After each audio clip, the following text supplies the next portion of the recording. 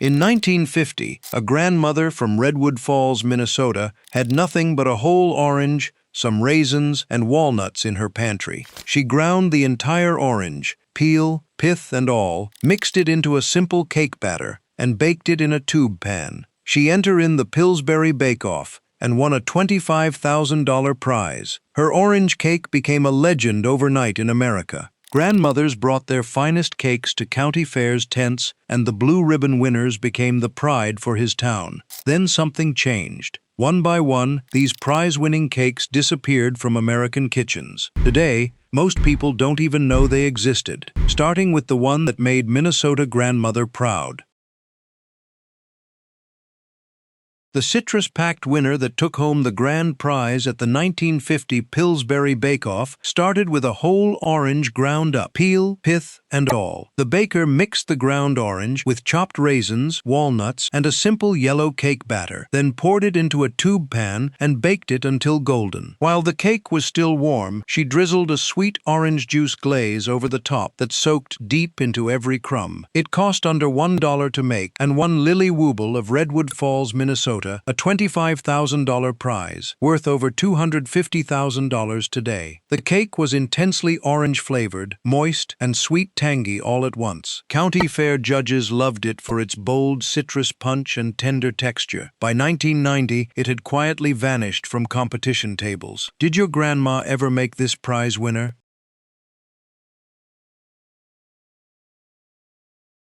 The elegant Southern showstopper that won ribbons across the South started with 3 layers of delicate white cake stacked high on a crystal stand. The baker beat egg whites until stiff, then folded them into a light batter made with cake flour, butter, and vanilla. She baked the layers until pale golden, then cooled them completely. The filling was what made judges stop and stare. Chopped figs, raisins, pecans, and candied cherries folded into fluffy white frosting made from egg whites and sugar syrup. She spread the thick, fruit-studded filling between each layer, then covered the entire cake in clouds of white frosting. It cost under $2 and looked like a wedding cake. The cake was named after a character in a 1906 novel set in Charleston. Did your grandma ever make this beauty?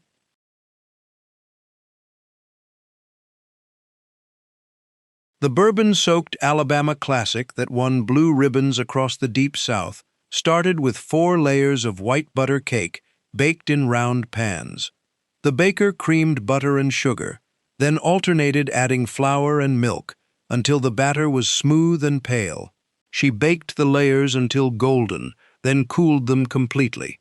The filling was legendary, a thick bourbon custard loaded with shredded coconut, chopped pecans, and candied cherries, cooked on the stovetop until it thickened like pudding. She spread it between each layer while it was still warm, letting it soak into the cake. Then she covered the whole thing in fluffy white frosting. It cost under $3 and tasted like Christmas in July. The bourbon gave it a warm, boozy kick that made adults swoon. By 1990, it had vanished from most county fair tables.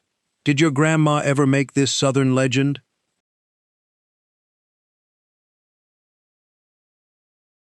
The tropical showstopper that swept Southern fairs in the 1970s actually started earlier in Jamaica and made its way to county fair tables by the late 1950s. The baker mashed ripe bananas and folded them into a spiced cake batter loaded with crushed pineapple, chopped pecans, and warm cinnamon. She poured it into 3 round pans and baked it until golden and fragrant. The smell alone won judges over. Banana bread meets spice cake meets tropical vacation. She let the layers cool, then stacked them with thick cream cheese frosting between each one and covered the whole cake in more frosting. These 5 blue ribbon cakes, Orange Kiss Me, Lady Baltimore, Lord Baltimore, Lane Cake, and Hummingbird, defined county fair competition in the 1950s. Each one required patience, skill, and layers of flavor that impressed judges across America. The next 5 cakes showcase the regional champions that dominated state and local fairs. The citrus layer cake that honored the Confederate general started with a delicate yellow sponge cake baked in 3 thin layers. The baker separated a dozen eggs, beating the yolks with sugar until thick and pale yellow, then folding in the stiffly beaten whites. She added flour and baking powder gently, then baked the layers until they were light as air. The filling and frosting made it legendary, a mixture of fresh orange juice, lemon juice, cooked into a thick custard. She spread it between the layers and over the top, letting the citrus flavor shine through. It cost under $2.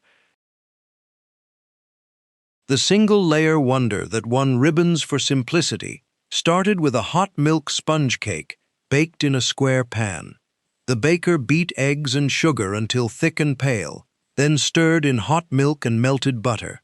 She added flour and vanilla, poured it into a greased pan, and baked it until golden. While the cake was still warm, she mixed shredded coconut, brown sugar, melted butter, and a splash of cream into a thick topping, then spread it over the cake and slid it under the broiler. The topping bubbled, caramelized, and turned golden brown in minutes. It crackled when you bit into it. The cake cost under $1. The Maryland tradition that stacked 8 to 10 impossibly thin layers started with a simple yellow cake batter divided into multiple pans. The baker creamed butter and sugar, added eggs, then stirred in flour and milk until smooth. She poured a thin layer of batter into each pan, sometimes using pie tins or cake rounds, and baked them 1 or 2 at a time until just set. Each layer was only a 1/4 inch thick. Then she made a rich chocolate fudge frosting and spread it between every single layer, stacking them one by one like a tower. The frosting was thick, fudgy, and barely sweet. The New Orleans showstopper that adapted a Hungarian torte started with 6 to 8 thin layers of yellow cake. The baker baked the layers separately, keeping them thin and even, then cooled them completely. The filling was what made it legendary. Thick vanilla or chocolate pudding spread between every layer, turning the cake into a pudding cake hybrid. She stacked the layers carefully, spreading pudding between each one, then covered the whole thing in a poured fondant icing that hardened into a smooth, glossy shell. It cost under $4 and required patience and precision.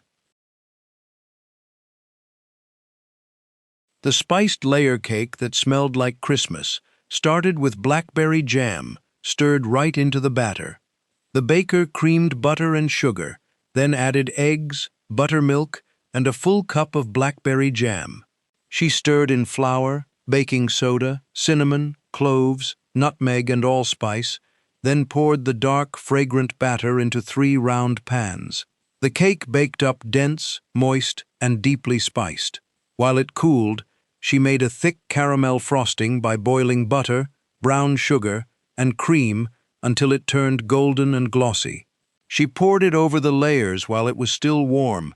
These 10 blue ribbon cakes, from Orange Kiss Me to Kentucky Jam Cake, represented the peak of 1950s county fair baking. Each required skill, patience, and layers of flavor that impressed judges nationwide. The next 10 cakes showcase the regional specialties and innovative techniques that defined competition baking in the era. The Southern classic that wasn't Italian at all started with a butter cake batter loaded with shredded coconut and chopped pecans. The baker creamed butter and sugar until light and fluffy, then beat in egg yolks 1 at a time. She stirred in buttermilk, flour, baking soda, vanilla, and a full cup of sweetened shredded coconut. Then she folded in chopped pecans and stiffly beaten egg whites, which made the batter light and airy. She poured it into 3 round pans and baked it until golden and fragrant. While the layers cooled, she made cream cheese frosting. Softened cream cheese, butter, powdered sugar, and vanilla beaten until smooth and fluffy. She spread it generously between each layer, then covered the entire cake in thick swirls of frosting. Finally, she pressed more shredded coconut and chopped pecans into the sides and top, covering every inch. Some bakers added a splash of rum or almond extract to the batter for extra depth. Others kept it simple and let the coconut and pecans shine. By 1990, it had become a Southern wedding cake staple, but it rarely appeared at county fairs anymore. The name Italian cream cake remains a mystery. No one knows why it's called Italian when it's purely Southern. Did your grandma ever make this coconut pecan beauty? The German honey almond cake that won ribbons for its crunchy topping started with a soft yeasted cake base. The baker mixed warm milk, yeast, sugar, butter, eggs, and flour into a soft dough, then let it rise until doubled. She pressed the dough into a greased cake pan and let it rise again. While it was rising, she made the signature topping: butter, sugar, honey, and sliced almonds cooked together in a saucepan until bubbling and golden. She spread this sticky mixture over the top of the risen dough, then baked it until the cake was golden and the topping had caramelized into a crunchy, honeyed crust. Once it cooled, she sliced it horizontally and filled it with vanilla custard or whipped cream. It cost under $2 and had 3 distinct textures: soft cake, crunchy almond topping, and creamy filling. The honey gave it a floral sweetness, and the almonds added a nutty crunch. County fair judges loved it for its unique combination of textures and flavors. The name bee sting cake comes from a German legend about a baker who was stung by a bee while making it. Some bakers filled it with pastry cream, while others used sweetened whipped cream. Either way, it was always a showstopper. By 1990, few American bakers knew it existed. German bakeries still make it today, but it's rarely seen at county fairs. Did your grandma ever make this honey almond masterpiece? The golden companion to Lady Baltimore started with egg yolks instead of whites, giving it a rich yellow color and buttery flavor. The baker creamed butter and sugar until fluffy, then beat in 6 egg yolks one at a time. She added cake flour, milk, and vanilla, then baked 3 layers until they turned deep gold. The filling was what won ribbons: chopped dried figs, golden raisins, toasted pecans, and crushed macaroons folded into a thick custard frosting. She spread it generously between each layer, then covered the whole cake in boiled white frosting. It cost under $2 and was considered the groom's cake to Lady Baltimore's bride cake. County fairs often had both entered side by side. The Lord version was richer, denser, and sweeter. By 1990, most bakers had forgotten it existed. Did your grandma make both versions?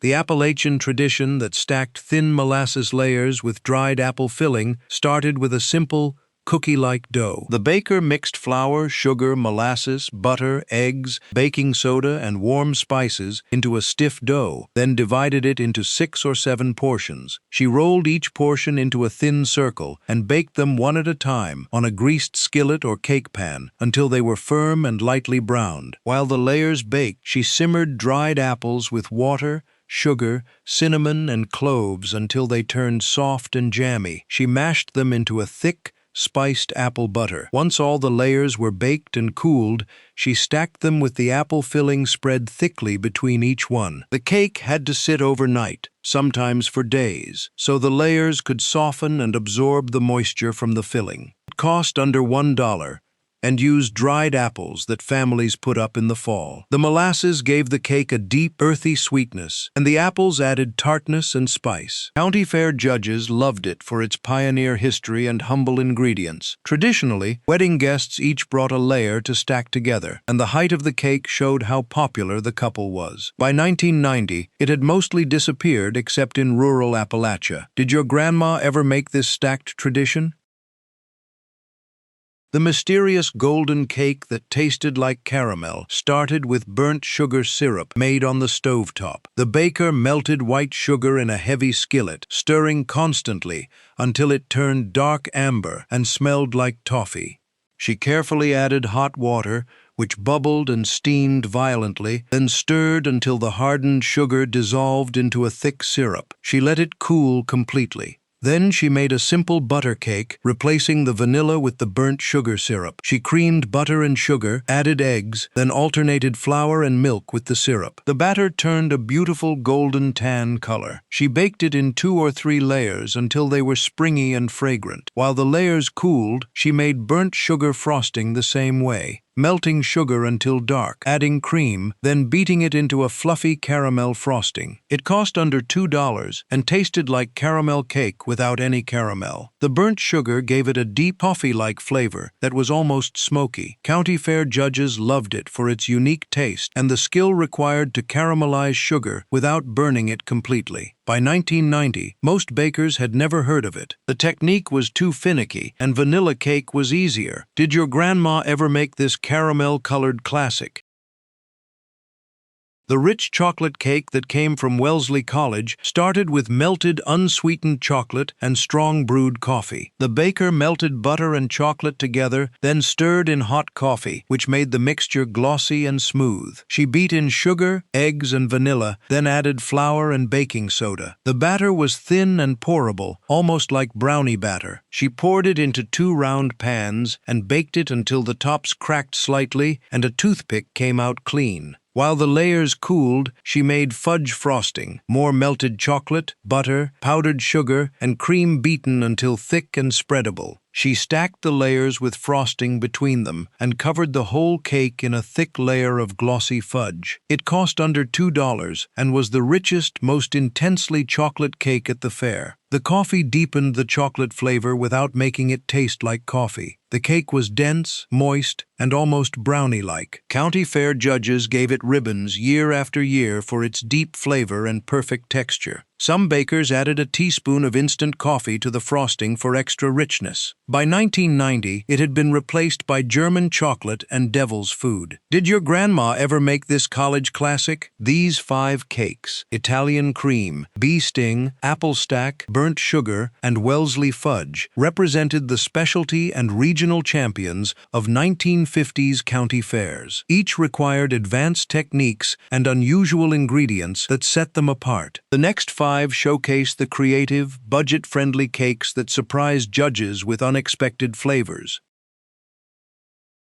The Depression-era spice cake that made a comeback at 1950s fairs started with a can of Campbell's condensed tomato soup pulled straight from the pantry shelf. The baker creamed softened butter and granulated sugar in a large mixing bowl until light and fluffy, then beat in eggs one at a time until the mixture was smooth and pale. She opened a 10 3/4 ounce can of Campbell's condensed tomato soup and added it directly to the batter without diluting it with water. The batter turned a pale orange-pink color and smelled surprisingly like Christmas spices. She sifted together all-purpose flour, baking soda, ground cinnamon, ground cloves, ground nutmeg, and ground allspice, then stirred the dry ingredients into the wet ingredients, just until combined. She folded in dark raisins and chopped walnuts, which added texture and little pockets of sweetness throughout the batter. She poured the thick, fragrant batter into a greased and floured tube pan and baked it at 350 degrees until a toothpick inserted near the center came out clean. The cake baked up dense, dark, moist, and deeply spiced. While it cooled completely, she made cream cheese frosting by beating softened cream cheese, butter, powdered sugar, and vanilla extract until smooth and fluffy. Then spread it generously over the cooled cake. It cost under $1 and used ingredients most families already had in the pantry. The tomato soup added incredible moisture and a subtle tang that balanced the sweetness, but you absolutely couldn't taste tomato at all. It just tasted like really good spice cake.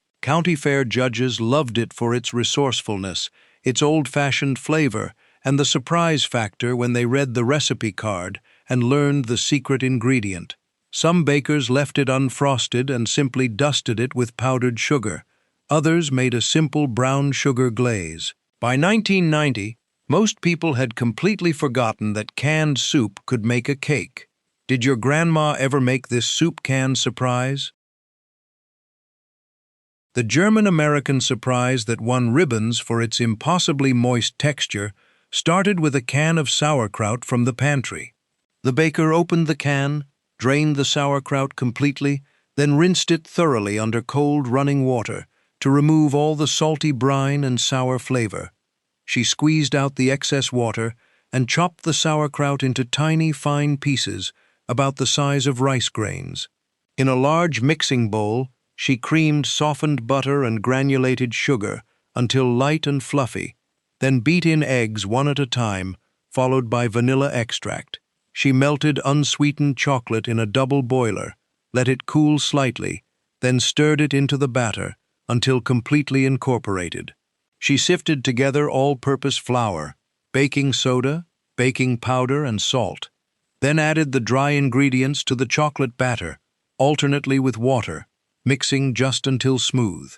Finally, she folded in the finely chopped sauerkraut, which made the batter look strange and flecked with tiny bits of kraut, but it smelled rich and chocolatey.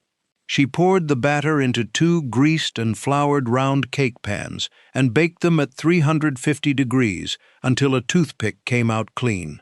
While the layers cooled, she made rich chocolate frosting by beating together butter, unsweetened cocoa powder, powdered sugar, and milk until thick and smooth. She stacked the layers with frosting between them and covered the entire cake in thick, glossy chocolate frosting. It cost under $2 and was impossibly moist. More moist than any other chocolate cake at the fair. The sauerkraut added moisture and a very subtle tang that enhanced the chocolate flavor, but you absolutely couldn't taste it or see it once the cake was frosted. It just tasted like exceptional chocolate cake.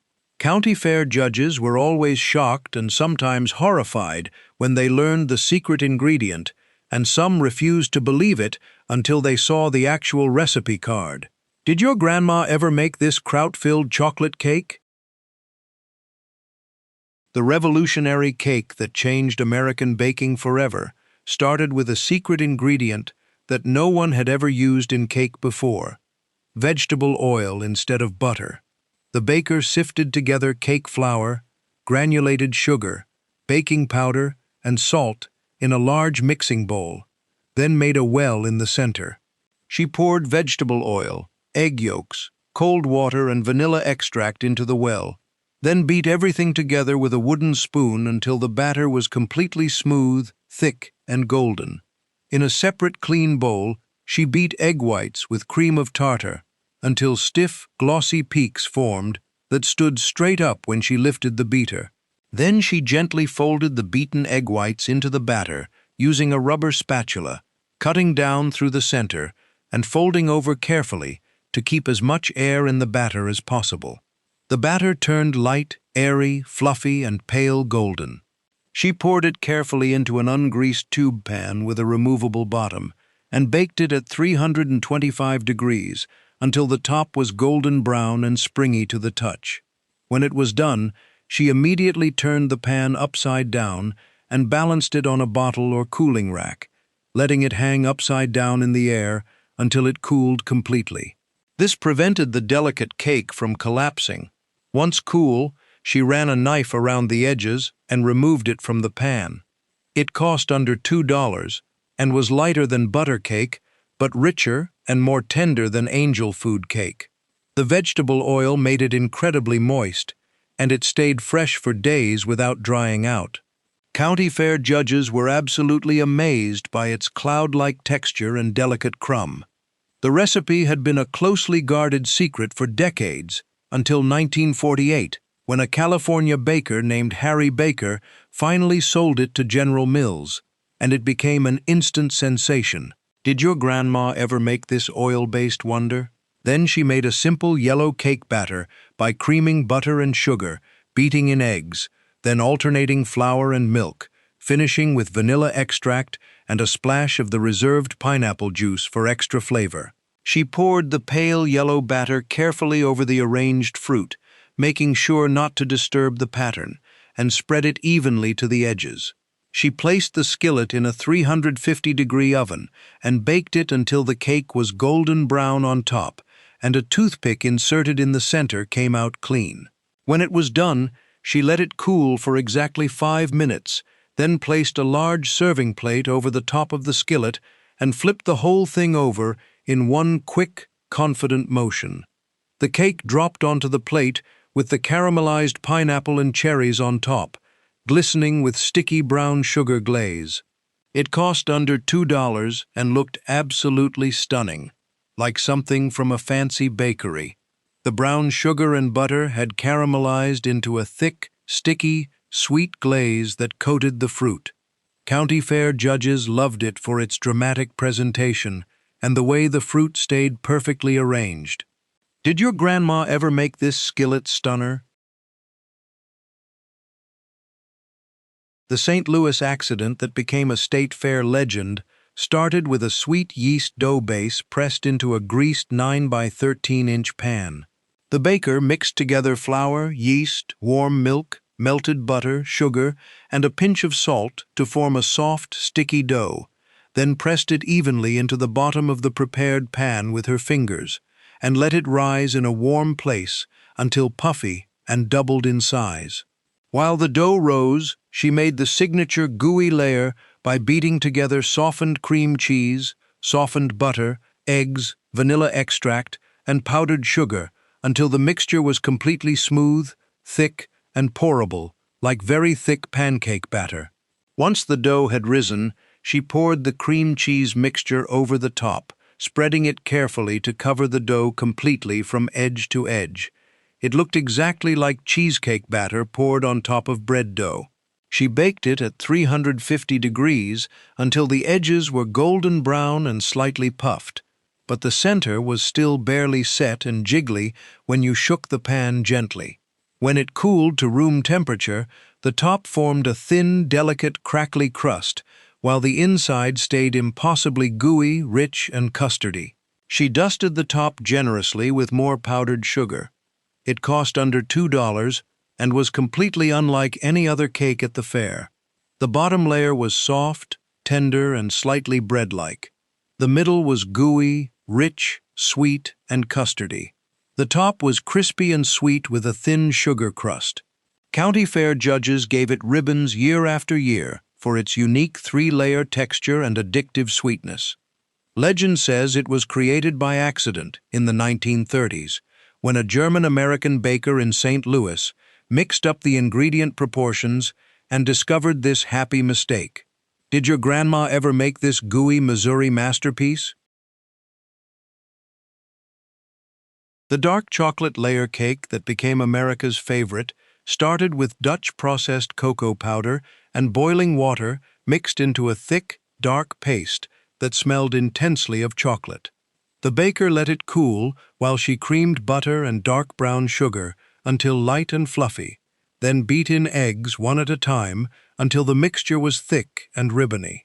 She stirred in the cooled cocoa paste, which turned the batter a deep reddish-brown color, then alternated adding cake flour and buttermilk, mixing just until combined. Finally, she stirred in baking soda, dissolved in a tablespoon of white vinegar, which made the batter fizz and bubble. She poured it into 3 greased and floured round pans and baked it at 350 degrees until the layers were springy to the touch and a toothpick came out clean. While the layers cooled on wire racks, she made rich chocolate frosting by beating butter, cocoa powder, powdered sugar, and heavy cream until thick, glossy, and spreadable. She placed the first layer on a cake stand, spread frosting over the top, added the second layer, more frosting, then the third layer, and covered the entire cake in thick swirls of dark chocolate frosting. It cost under $2 and was the darkest, richest, most intensely chocolate cake at any county fair. The name Devil's Food came from its dark color, the opposite of pure white angel food cake. The brown sugar gave it a deeper, more complex sweetness than regular chocolate cake made with white sugar. The buttermilk added a subtle tang and kept the cake incredibly moist for days, even when left at room temperature. County Fair judges loved it for its dramatic dark color, its tender crumb, and its intense chocolate flavor that didn't need any other flavoring to compete. Some bakers added a teaspoon of instant coffee granules to the batter to deepen the chocolate flavor even more, without making it taste like coffee. Others added a splash of vanilla extract or a few drops of almond extract for complexity. The cake was always served at birthdays, holidays, anniversaries, and special occasions throughout the 1950s.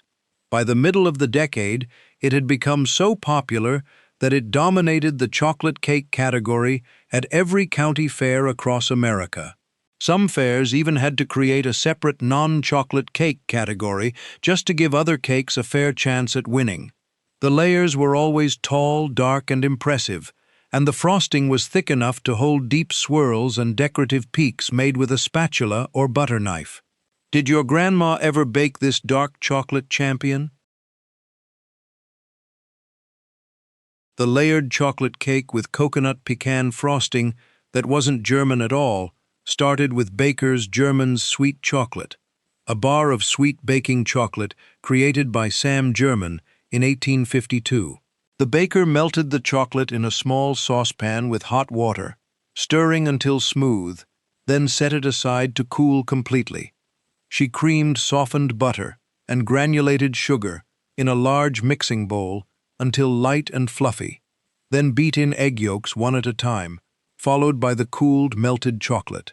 She sifted together cake flour, baking soda, and salt, then alternated adding the dry ingredients and buttermilk to the chocolate mixture, beginning and ending with flour. In a separate bowl, she beat egg whites until stiff peaks formed, then gently folded them into the batter to make it light and airy. The batter turned a beautiful milk chocolate color and had a smooth, fluffy texture. She divided it evenly between 3 greased and floured round cake pans and baked them at 350 degrees until a toothpick inserted in the center came out clean. While the layers cooled, she made the famous coconut pecan frosting on the stovetop by combining evaporated milk, granulated sugar, egg yolks, and butter in a heavy saucepan. She cooked it over medium heat, stirring constantly with a wooden spoon until the mixture thickened into a custard that coated the back of the spoon.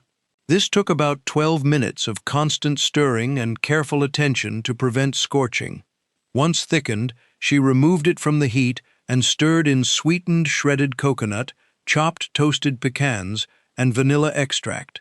The frosting was thick, chunky, and sticky, with visible pieces of coconut and nuts throughout. She let it cool slightly, then spread it generously between each cake layer and over the top, leaving the sides of the cake naked so the chocolate layers showed through. It cost under $3 to make and looked beautifully rustic and homemade. The sweet chocolate made the cake milder and sweeter than Devil's Food Cake, and the coconut pecan frosting was rich, chewy, and deeply caramel-flavored from the cooked custard base. County fair judges loved it for its unique frosting, its elegant presentation with exposed layers, and the way the textures played together.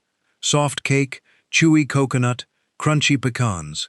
The cake became a national sensation in 1957 when a Dallas homemaker named Mrs. George Clay sent the recipe to the local newspaper, and within weeks, Baker's Chocolate Company was receiving hundreds of requests for the recipe every single day. Did your grandma ever make this coconut pecan stunner? The crimson layer cake with tangy white frosting started with cocoa powder, buttermilk, and an entire bottle of red food coloring. The baker creamed softened butter and granulated sugar in a large mixing bowl until light and fluffy, then beat in eggs one at a time until well incorporated. In a small bowl, she mixed unsweetened cocoa powder with red food coloring to form a thick, deep red paste, then stirred it into the creamed butter mixture until the batter turned a rich burgundy color. She sifted together all-purpose flour, baking soda, and salt in a separate bowl, then alternated adding the dry ingredients and buttermilk to the batter, beginning and ending with flour, and mixing just until combined. Finally, she mixed baking soda with white vinegar in a small cup. The mixture bubbled and foamed. then quickly folded it into the batter. This chemical reaction between the buttermilk, vinegar, and baking soda was what gave the cake its signature tender, velvety crumb. She poured the deep red batter into 3 greased and floured round cake pans and baked them at 350 degrees until the layers were springy to the touch and a toothpick came out with just a few moist crumbs. While the layers cooled completely on wire racks, she made traditional ermine frosting, also called boiled milk frosting or flour frosting. She cooked flour and whole milk together in a small saucepan over medium heat, whisking constantly until it thickened into a paste that looked like library paste or thick pudding, then let it cool to room temperature.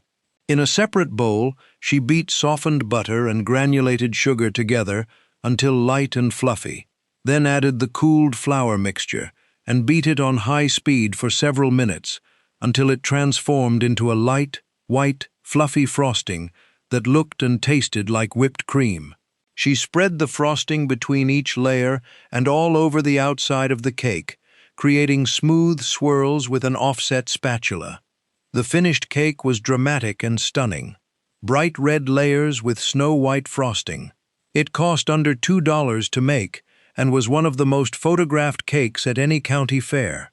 The cocoa powder gave it a subtle chocolate flavor, the buttermilk made it tangy, and the vinegar baking soda reaction made it incredibly tender and fine-crumbed.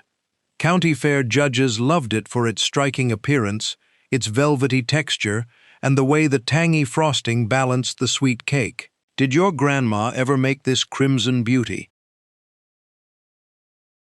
The towering white layer cake covered in fluffy coconut started with a delicate white butter cake that required patience and a light hand. The baker creamed softened butter and granulated sugar in a large mixing bowl until the mixture was pale, fluffy, and nearly doubled in volume, which took at least 5 minutes of beating with a wooden spoon or hand mixer. She sifted cake flour, baking powder, and salt together 3 times to make it as light as possible, then alternated adding the flour mixture and whole milk to the creamed butter, beginning and ending with flour and mixing just until the batter was smooth.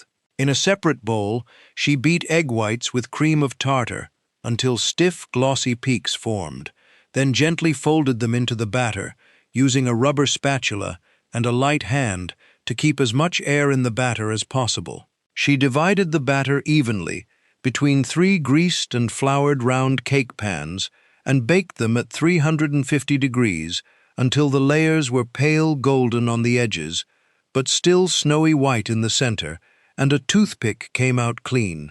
While the layers cooled completely, she made coconut cream filling by cooking whole milk, granulated sugar, egg yolks, cornstarch, and a pinch of salt in a heavy saucepan over medium heat, whisking constantly until the mixture thickened into a smooth, thick custard.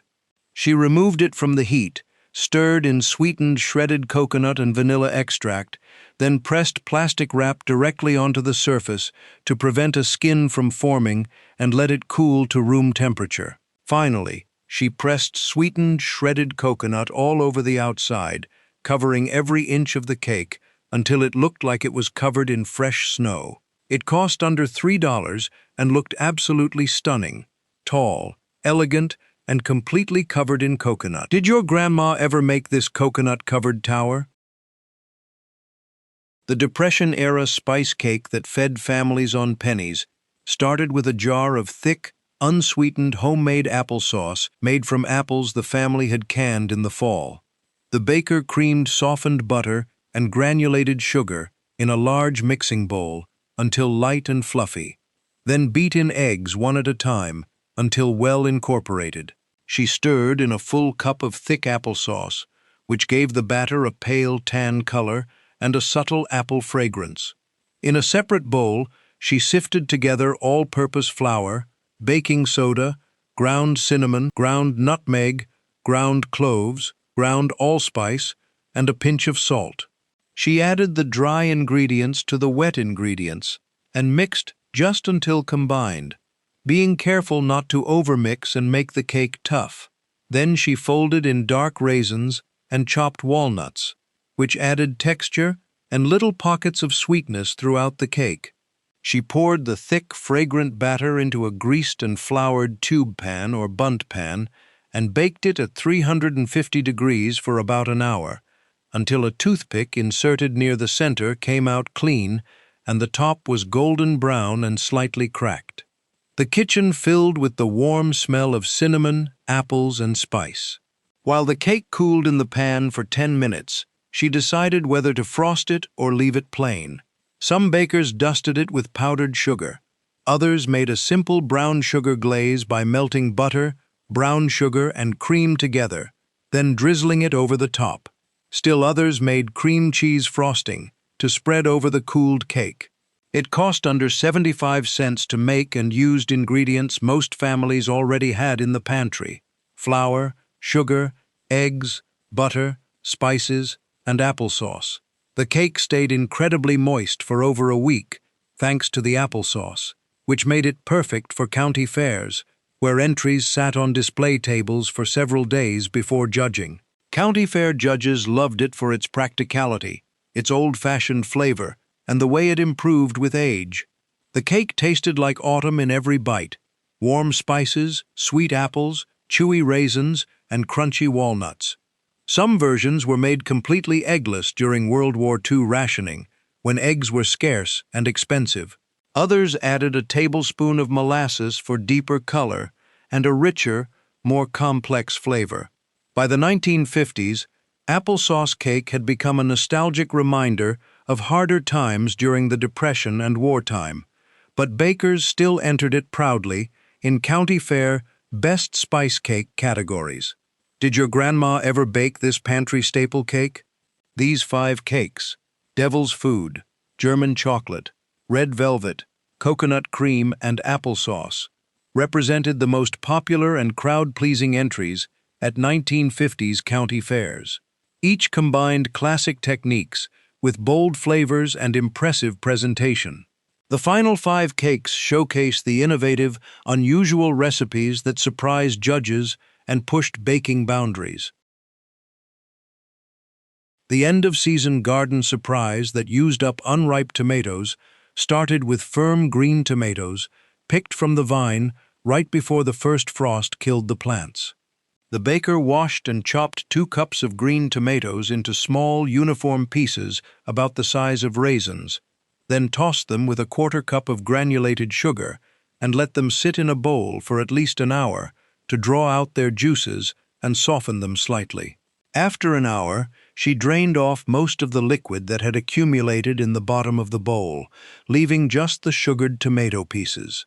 In a large mixing bowl, she creamed softened butter and brown sugar until fluffy, then beat in eggs one at a time until the mixture was smooth and pale.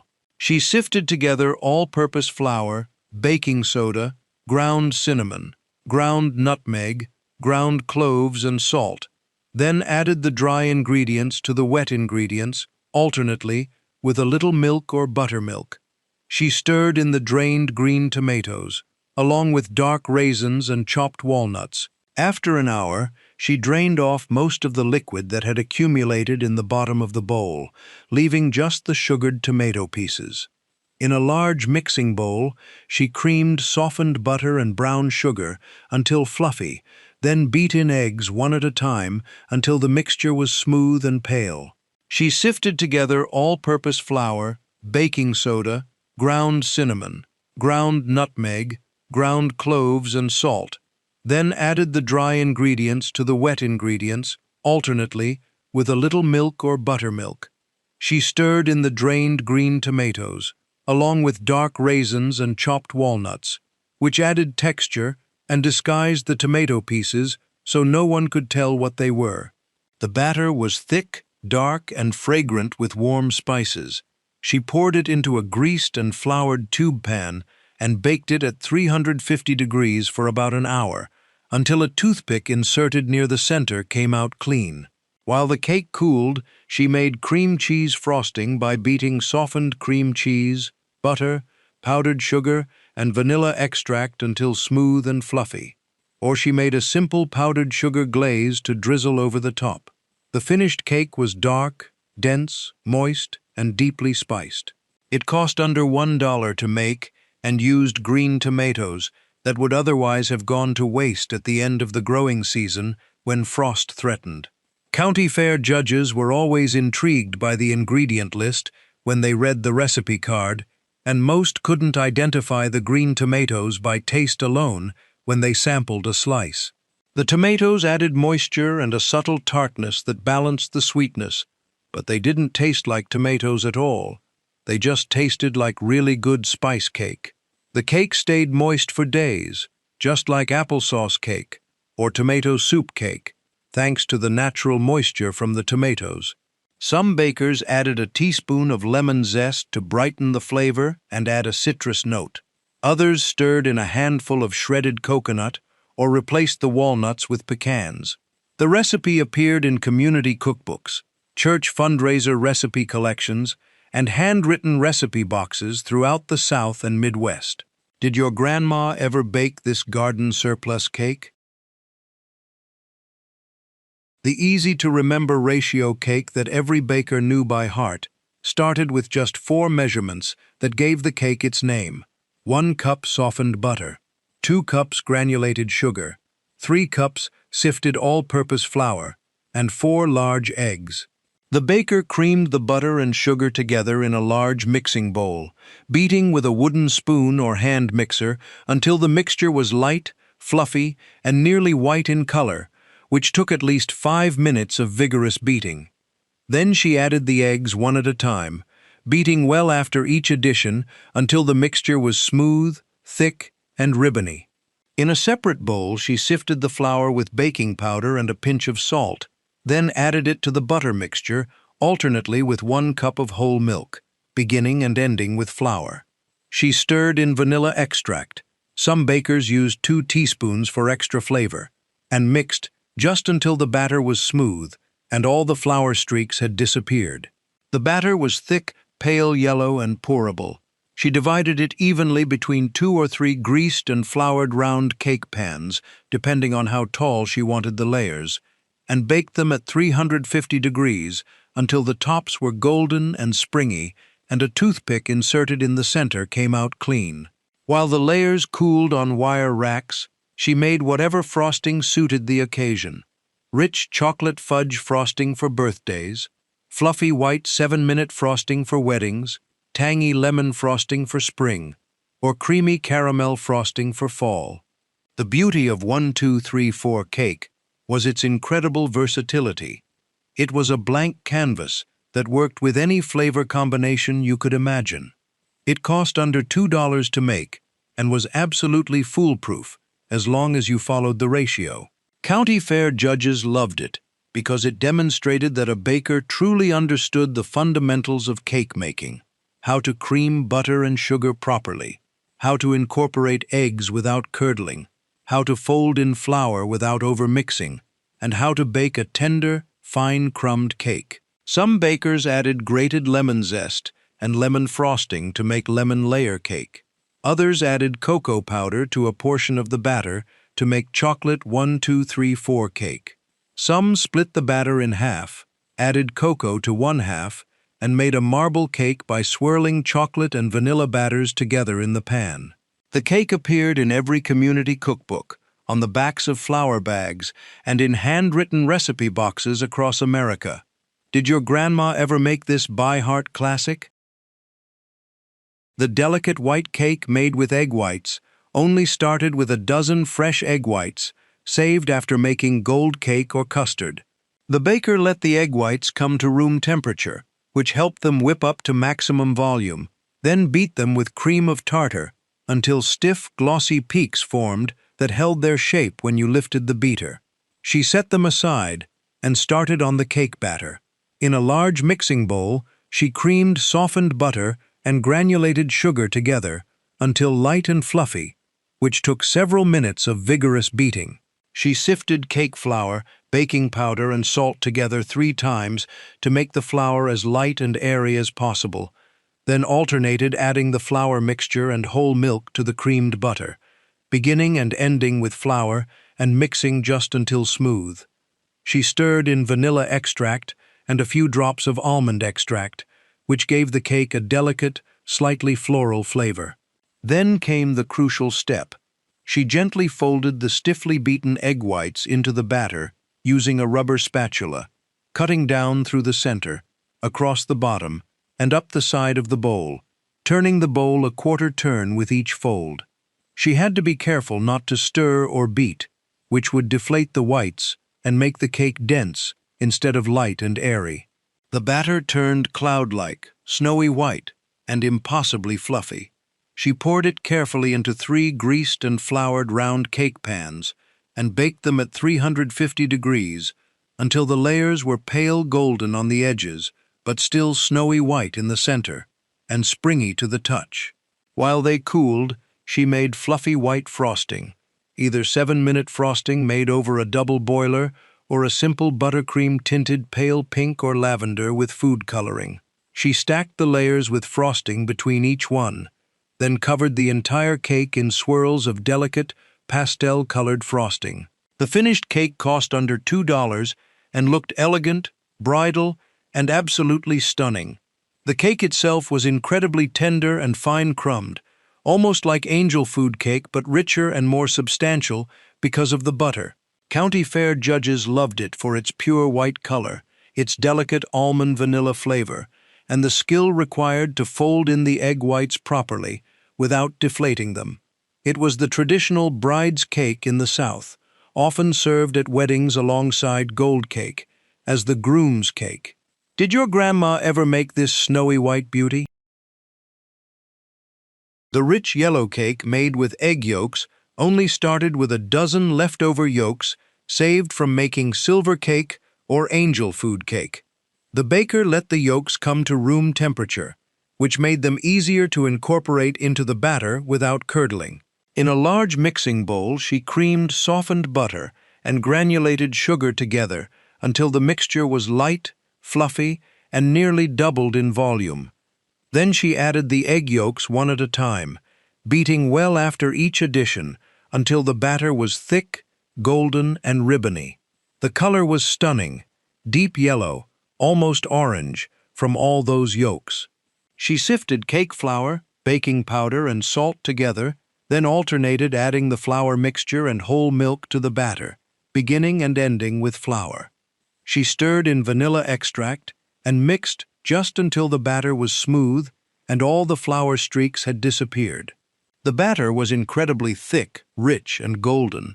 She poured it into 2 or 3 greased and floured round cake pans and baked them at 350 degrees until the layers were deep golden brown on top and a toothpick inserted in the center came out clean. While the layers cooled on wire racks, she made a bold frosting that could stand up to the rich cake, dark chocolate fudge frosting, thick salted caramel frosting, or tangy lemon curd for filling between the layers. The finished cake cost under $2 and was the perfect companion to silver cake. County Fair judges loved it for its bold golden color and luxurious buttery crumb. The dark, mysterious cake that came before red velvet became popular started with unsweetened cocoa powder and strong brewed coffee mixed together into a thick, dark paste. The baker mixed 3 tablespoons of cocoa powder with half a cup of boiling hot coffee, stirring until smooth and glossy, then set it aside to cool completely. In a large mixing bowl, she creamed softened butter and dark brown sugar together until light and fluffy. The brown sugar gave the cake a deeper color and a subtle molasses flavor. She beat in eggs one at a time until well incorporated, then stirred in the cooled cocoa coffee mixture, which turned the batter a deep reddish-brown color. In a separate bowl, she sifted together all-purpose flour, baking soda, and salt, then alternated adding the flour mixture and buttermilk to the batter, beginning and ending with flour. Finally, she stirred in baking soda mixed with white vinegar. The mixture bubbled and fizzed, which created the chemical reaction that gave the cake its tender crumb. The batter turned a beautiful deep mahogany color, just like polished wood. She poured it into 3 greased and floured round cake pans and baked them at 350 degrees until the layers were dark, springy, and a toothpick came out clean. While they cooled, she made fluffy white frosting, either 7-minute frosting or traditional ermine frosting, made by cooking flour and milk into a paste and beating it with butter and sugar. She stacked the layers with white frosting between each one, then covered the entire cake in billowy white frosting. The contrast was absolutely dramatic and stunning. Dark mahogany layers with snow-white frosting. The finished cake cost under $2 and tasted like a sophisticated mocha cake with a hint of tang from the buttermilk. County Fair judges loved it for its complex flavor profile and striking appearance. The coffee deepened the chocolate flavor without making the cake taste like coffee. The brown sugar added caramel notes and richness. Some bakers added a teaspoon of ground cinnamon or a splash of vanilla extract for extra warmth.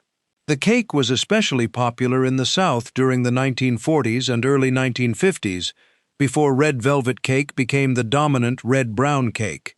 By the late 1950s, red velvet had overtaken it in popularity, and mahogany cake quietly disappeared from county fair tables. Did your grandma ever bake this forgotten mahogany beauty? These 30 county fair cakes defined an era of American baking that stretched from the late 1940s through the early 1960s. When families gathered at county fairs across the country, the baking competition tent was where grandmothers, mothers, and daughters showcased their finest work. These weren't simple everyday cakes. They were showstoppers that required skill, patience, and hours of labor. From the citrus-packed orange Kiss-Me cake that won the 1950 Pillsbury Bake-Off to the towering layers of Lady Baltimore cake, each recipe represented the peak of home baking before convenience took over. The cakes used real ingredients: fresh eggs separated by hand, butter creamed for 10 minutes, flour sifted 3 times, and frostings made from scratch on the stovetop. They cost between $1 and $5 to make and fed families of 6 to 12 people. Judges evaluated them on flavor, texture, appearance, and creativity. Blue ribbons went to bakers who mastered techniques like folding egg whites without deflating them, caramelizing sugar without burning it, and stacking layers without them sliding. By 1990, boxed cake mixes had replaced most of these from-scratch recipes, and county fair baking competitions had shrunk significantly. The elaborate layer cakes, the unusual ingredients like sauerkraut and green tomatoes, and the patient techniques had quietly disappeared. But for anyone who grew up watching their grandmother compete at the county fair, these 30 cakes represent more than just dessert. They represent pride, tradition, and the lost art of competitive home baking. Which one did your grandma make?